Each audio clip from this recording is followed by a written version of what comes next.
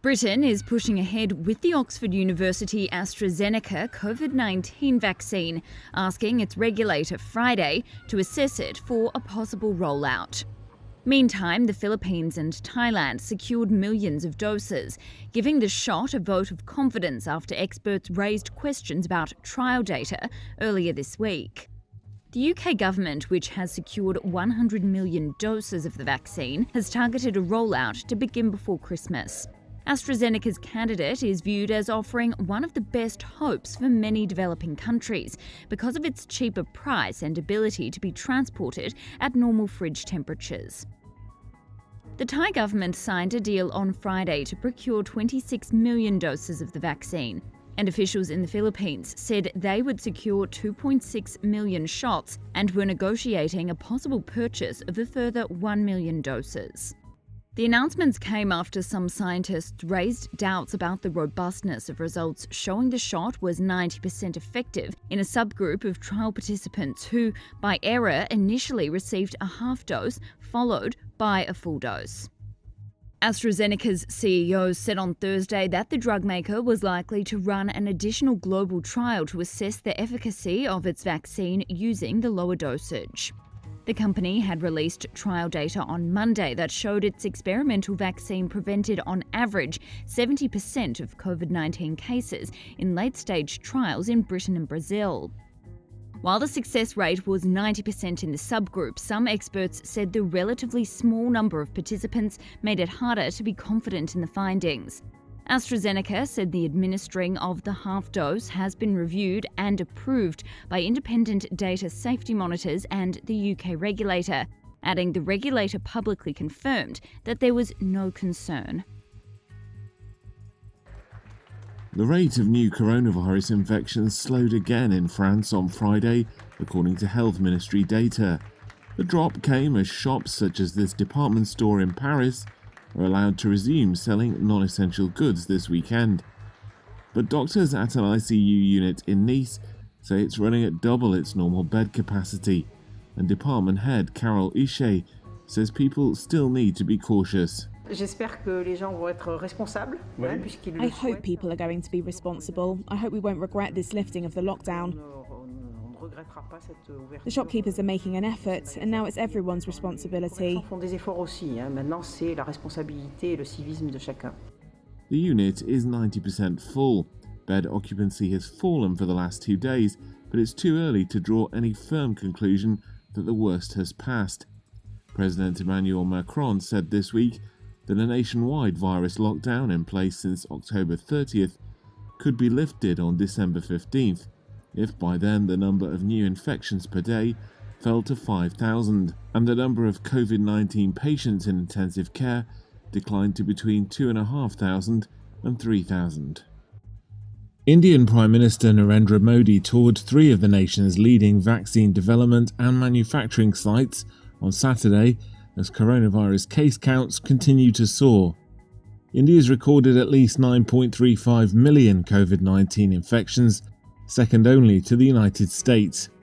It reported 41,322 new cases and 485 deaths on Saturday. The western state of Maharashtra, home to India's financial hub Mumbai, has been particularly hard hit by the virus.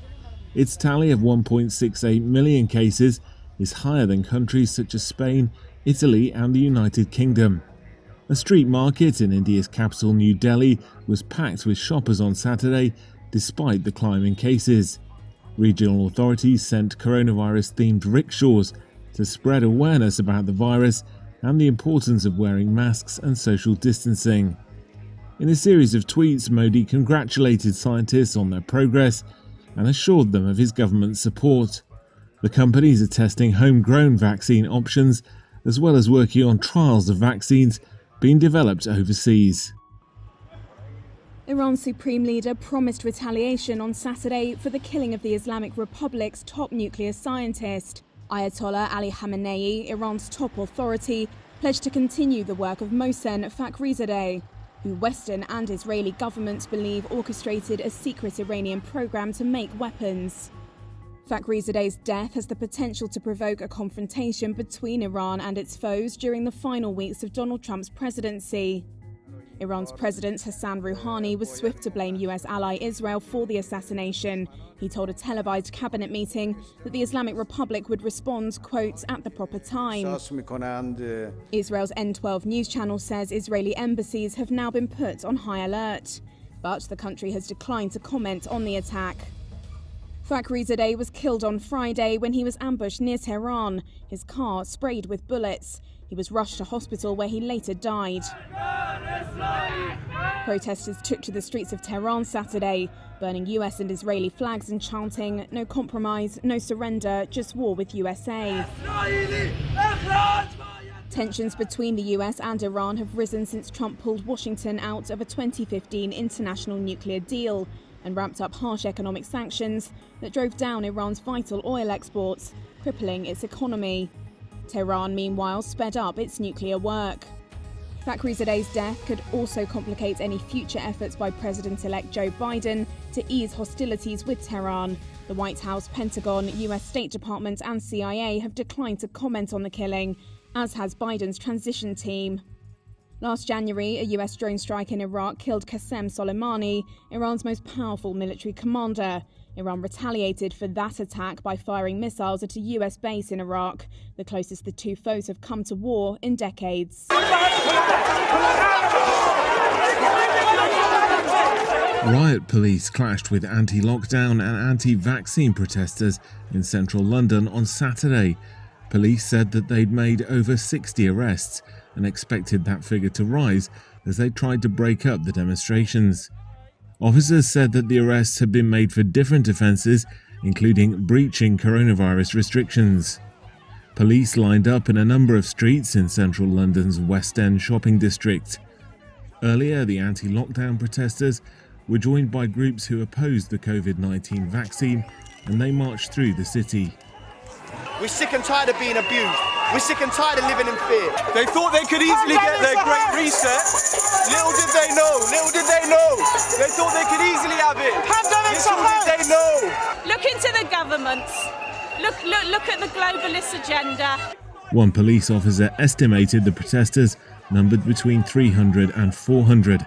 England's current national lockdown ends on December 2nd.